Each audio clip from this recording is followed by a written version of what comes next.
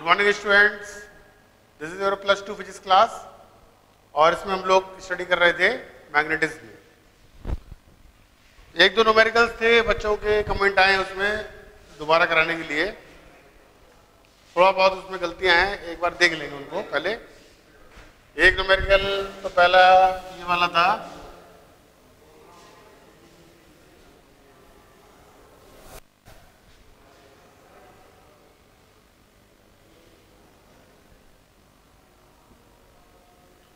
Infinite wire है कोई और इसको यहां से बैंड किया गया है थीटा एंगल पर और यहां से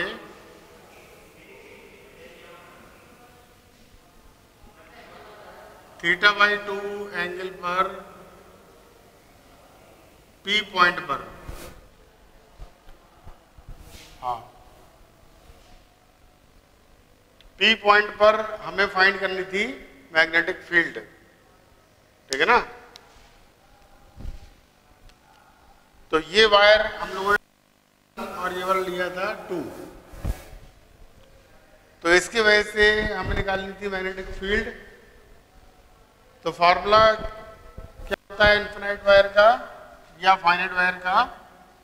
यदि करंट जा रही है I तो r डिस्टेंस पर ये एंगल θ1 और ये एंगल θ2, तो यहां पर मैग्नेटिक फील्ड होती है μ0/4π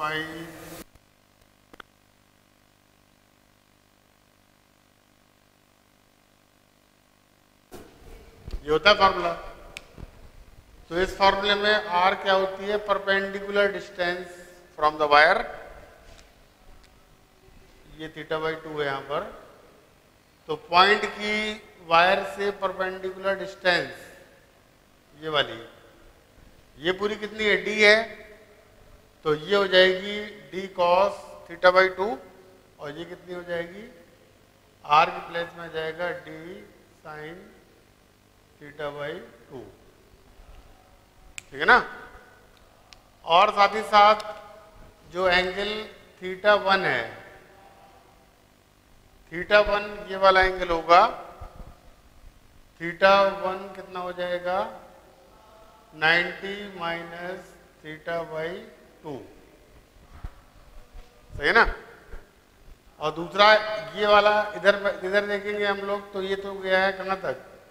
ये इनफिनाइट है यहां से, इसलिए θ2 कितना हो जाएगा यहां पर? 90 डिग्री।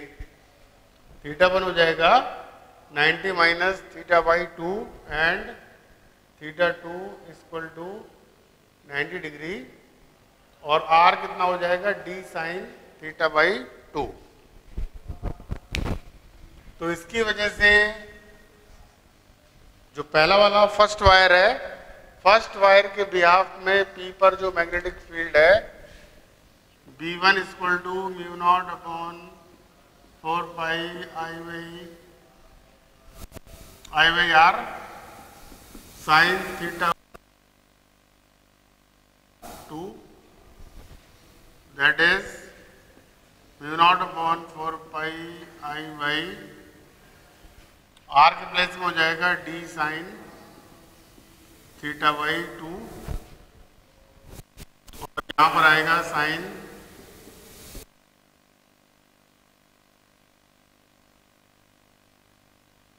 90। फिर इसको चाहो तो और सॉल्व कर लो, μ0/4π I/d sine θ/2 sine 90 minus theta हो जाएगा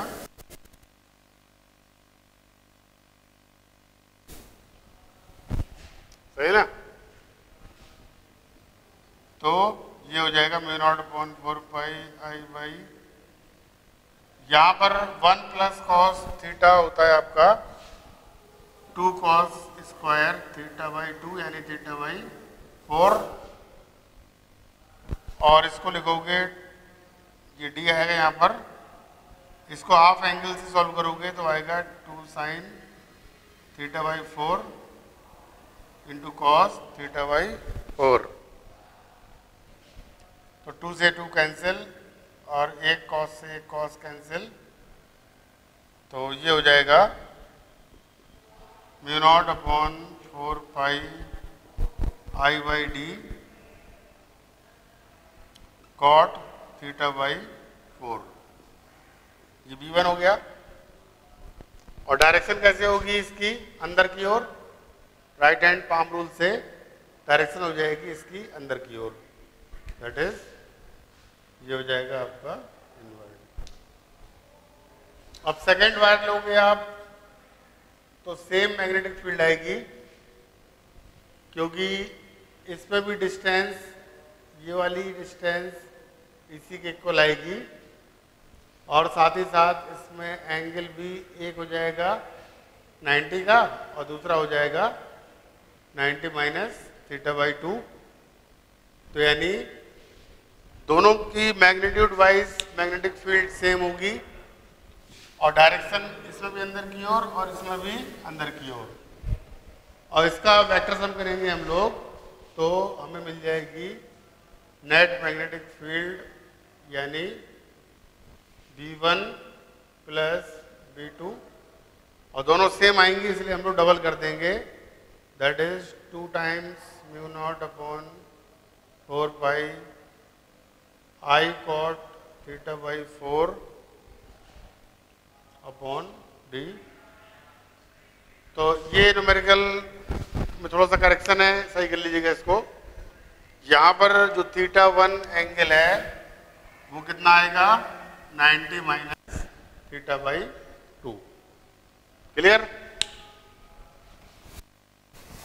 तो कुछ बच्चों ने कमेंट किया था इस न्यूमेरिकल के लिए, और एक और न्यूमेरिकल है उसमें भी कुछ करेक्शंस हैं, वो देख लेते हैं हम लोग।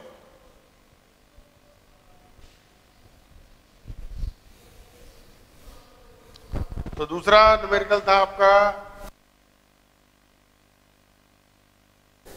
स्ट्रेट कंडक्टर था, रिंग करंट आई, और इसमें यहां पर x distance away P point पर फाइंड करनी थी मैग्नेटिक फील्ड। और इसमें देखिए ये एंगल था आपका 60 डिग्री का, और ये वाला एंगल था 20 डिग्री का। तो इसमें हमने बोला था कि वायर को पहले करेंगे एक्सटेंड, और फॉर्मूले में हम लोग लेते हैं, फॉर्मूला क्या था मैग्नेटिक फील्ड का? ये था B equal to mu not upon 4 pi I by r sine theta 1 plus sine theta 2, where R is the perpendicular distance. R क्या थी? वायर से परपेंडिकुलर डिस्टेंस पॉइंट की, और ये परपेंडिकुलर डिस्टेंस यहाँ पर हो जाएगी, ये x है और ये 20 है, तो R के प्लेस में आ जाएगा x cos 20, और θ1 और θ2 ये कौन से एंगल थे? θ1 ये अपर एंड से लिया गया एंगल था ऊपर की ओर, और θ2 नीचे की तरफ लोअर एंड से एंगल। तो θ1 तो आपका हो जाएगा, और ये θ1 और θ2 हमें कहाँ से लेने थे? परपेंडिकुलर से, इसलिए θ1 ऊपर की ओर हो जाएगा 20 प्लस 60, दैट इज θ1 इसमें कितना हो जाएगा? 20 प्लस 60 दैट इज 80 डिग्री। और θ2 हमने बोला था कि परपेंडिकुलर से कंडक्टर के लोअर एंड का एंगल, जो कि यहाँ पर आपका लोअर एंड यहाँ पर है, देखिए, तो एंगल आप कौन सा लोगे? लोअर एंड से एंगल लोगे ये वाला। तो पूरा होता है कितना? 360, और 360 से 20 माइनस करेंगे हम लोग, तो तो थीटा 2 कितना हो जाएगा 360 माइनस 20 दैट इज 340 डिग्री।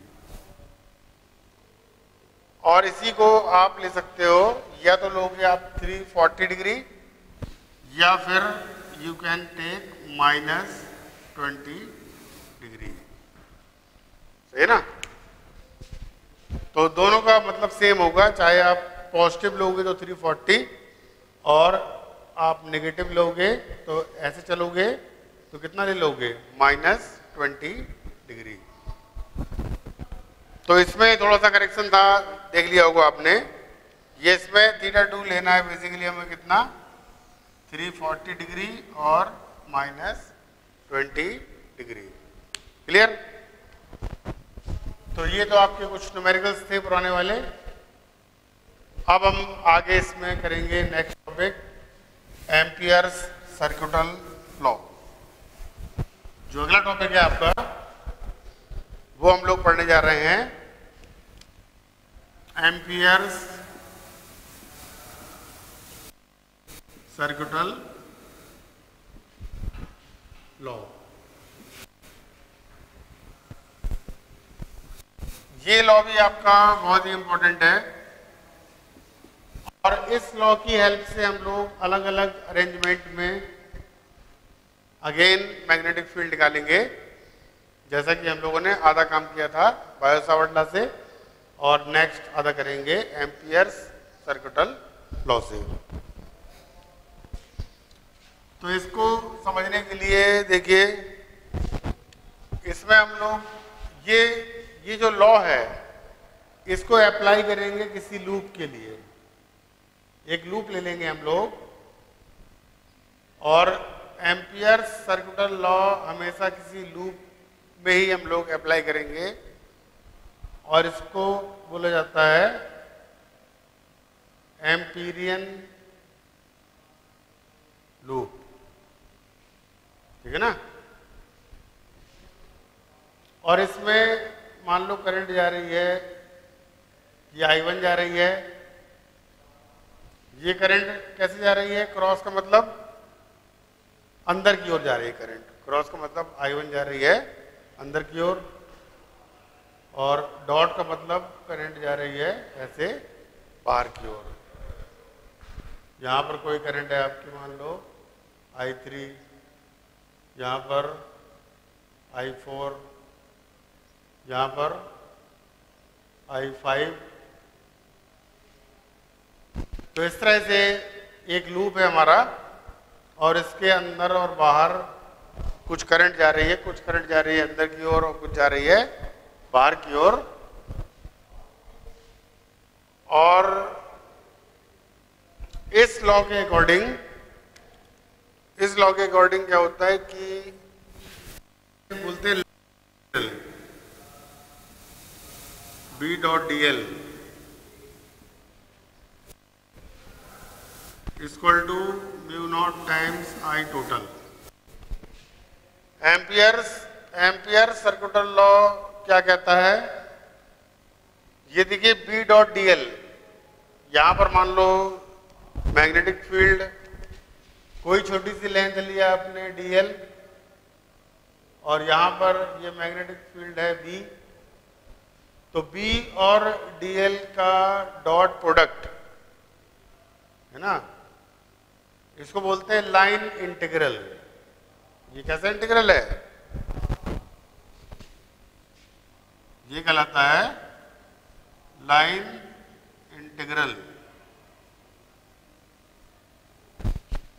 और यहां पर ये गोला क्या शो कर रहा है, ये शो कर रहा है किसी क्लोज्ड लूप को शो कर रहा है ये। तो एम्पियर सर्किटल लॉ बोलता है कि किसी भी क्लोज्ड लूप का लाइन इंटीग्रल, यानी B और DL का डॉट प्रोडक्ट पूरे लूप के लिए, भाई B डॉट DL किया हम लोगों ने, और इंटीग्रेशन का मतलब क्या हो गया कि ये B और DL का डॉट प्रोडक्ट एंटायर लूप के लिए है, and that is equal to mu naught times I total. I total means total current passing inside the loop. I total का मतलब क्या है? करंट जो अंदर से जा रही है लूप के वो लेनी हमको यहाँ पर, बाहर वाली करंट का यहाँ पर कोई कंट्रीब्यूशन नहीं है। तो फिर से देखते हैं, एम्पियर सर्कुलर लॉ क्या कहता है? It states that line integral of any closed loop equals to mu naught times total current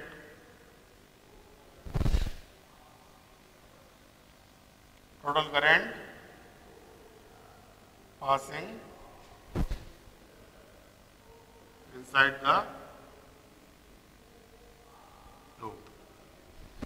That is mathematically B dot dl is equal to mu naught times I total. ये simply ये कहलाता है आपका amperes circular law, ठीक है ना। लेकिन इसमें देखिए बहुत सारी बातें आपको देखनी पड़ेंगी। पहली बात तो देखिए, law apply, Ampere's law apply करने के लिए कुछ चीज़ें हमें और समझनी होंगी कि कैसे हम लोगों को इस लॉ को अप्लाई करना है।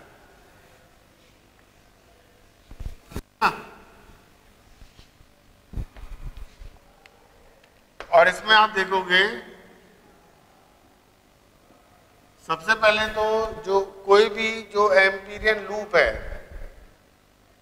हमें एम्पीरियन लूप की एक डायरेक्शन डिसाइड करनी होगी, ठीक है ना।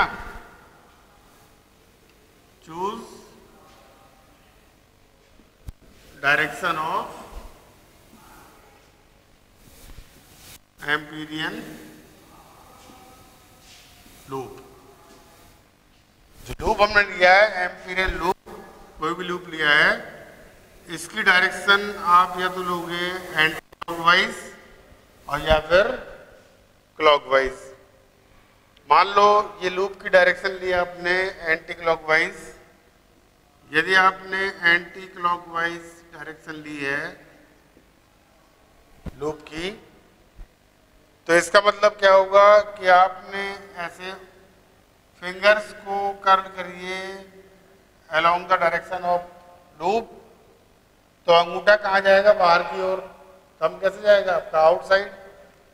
इसका मतलब जो बाहर जाने वाली करंट है वो लेना है आपको पॉजिटिव।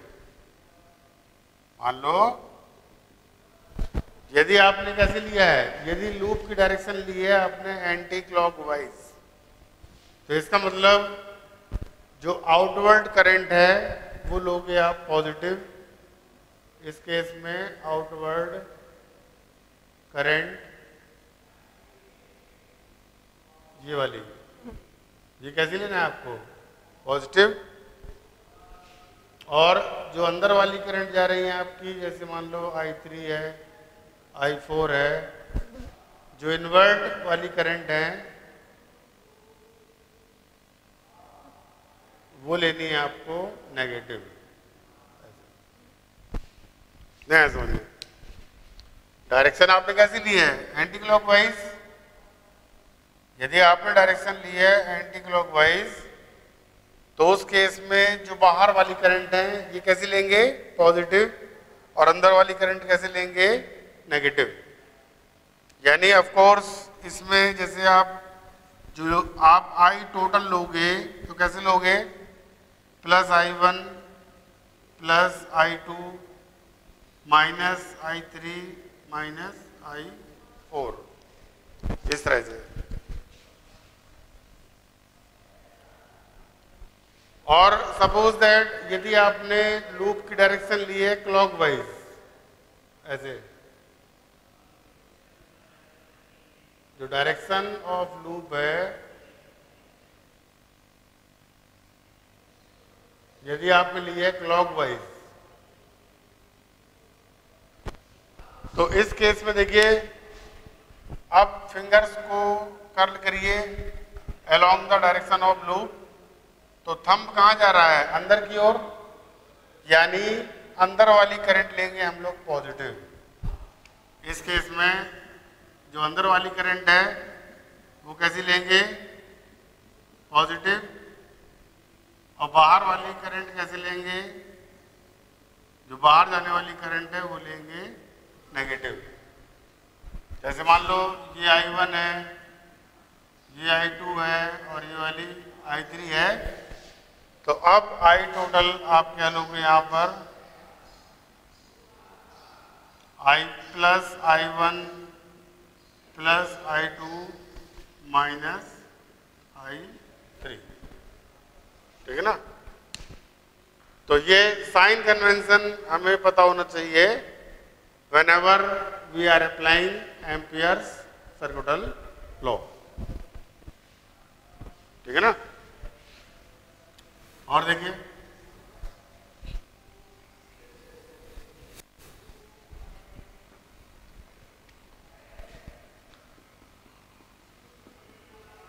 जो आपका एम्पियर्स लॉ है बी डॉट म्यू नॉट आई, इसमें मान लो आपका यहां पर करंट जा रहा है I1, ये करंट आपका I2 है, यहां पर I3 है और यहां पर I4 है। तो किसी जब आप इसको अप्लाई करोगे, मान लो आपने ऐसे ली डायरेक्शन, तो ये B है और ये आपका DL है, तो यहां पर जो B यानी मैग्नेटिक फील्ड है, वो ये मैग्नेटिक फील्ड किसकी वजह से है? I1 की वजह से, I2 की वजह से, I3 की वजह से, या I4 की वजह से, या फिर केवल I4 की वजह से, या फिर इन तीनों की वजह से? तो इसमें ध्यान रखना कि यहां पर लूप के किसी भी पॉइंट पर जो मैग्नेटिक फील्ड है, ये B is the magnetic field due to all current carrying wires, whether inside or outside the loop. यहां पर जो B है, ये क्या है? नेट मैग्नेटिक फील्ड है ये, ड्यू टू ऑल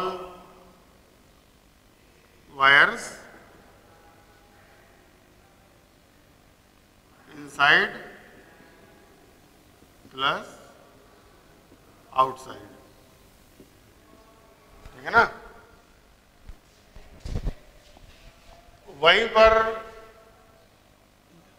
लेकिन ये जो आपका I टोटल आपको लेना है, जब आप अप्लाई करोगे एम्पियर सर्किटल लॉ, तो यहां पर जो I टोटल है वो लेनी है केवल आपको अंदर वाली करंट, लूप के अंदर वाली करंट। IT क्या है? Total current passing inside the loop, inside the loop. और साथ ही साथ ये जो आपकी टोटल करंट है, इसको आपको प्रॉपर साइन कन्वेंशन के साथ देना है, विथ प्रॉपर साइन कन्वेंशन। तो ध्यान रखना है आपको कि B dot D L equal to mu not I total में B आपकी मैग्नेटिक फील्ड है सभी करंट कैरिंग वायर्स के बिहाफ में, चाहे करंट आपकी अंदर फ्लो हो रही हो और या फिर बाहर। लेकिन यहाँ पर म्यू नॉट I टोटल में I टोटल केवल अंदर वाली करंट है, और वो करंट भी आपको कैसे लेना है? With proper sign convention.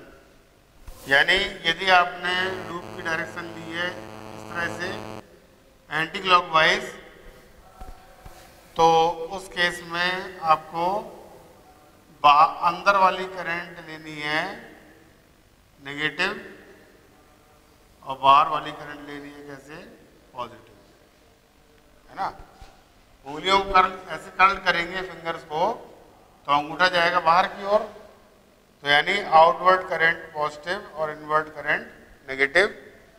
और यदि आपने लूप की डायरेक्शन ली है कुछ इस तरह से, तो इस केस में आपका थंब जाएगा अंदर की ओर, यानी इस केस में अंदर वाली करंट लेनी है पॉजिटिव और बाहर वाली करंट लेनी है नेगेटिव। तो ये कुछ पॉइंट्स थे आपके एम्पियर्स सर्किटल लॉ के लिए। तो जब भी आप लॉ अप्लाई करोगे तो इन सभी का आपको ध्यान रखना होगा।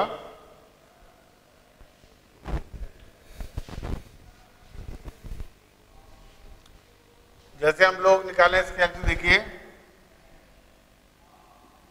Magnetic field due to a long current carrying wire।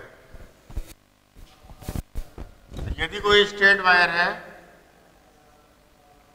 इसमें I करंट फ्लो रहा है और इससे R डिस्टेंस पर यहाँ पर निकालना है आपको मैग्नेटिक फील्ड।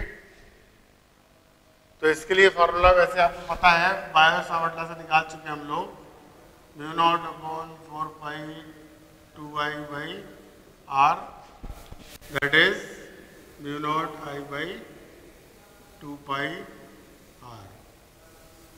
लेकिन अभी हम लोग निकालेंगे इस रिजल्ट को with the help of Ampere's law. Ampere's law की हेल्प से हमें निकालना है सेम रिजल्ट। तो अब इसके लिए हम लोग लेंगे एक एम्पीरियन लूप।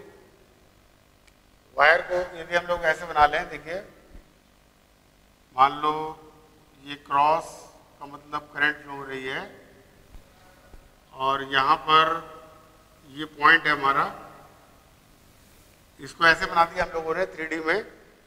क्रॉस का मतलब करंट जा रहा है ऊपर की ओर और यहाँ पर मैग्नेटिक फील्ड निकालनी है हम लोगों को P पॉइंट पर। तो इसकी जो मैग्नेटिक फील्ड लाइंस जाती हैं वो ऐसे जाती है, ऐसे। यदि कोई करंट कैरिंग वायर है सपोज दैट, तो इसकी फील्ड लाइंस होती है कुछ इस तरह से, ऐसे कंसेंट्रिक सर्कल्स होते हैं इसमें मैग्नेटिक फील्ड में। तो ये हमने यहाँ पर लेट कर लिया एक एम्पीरियन लूप।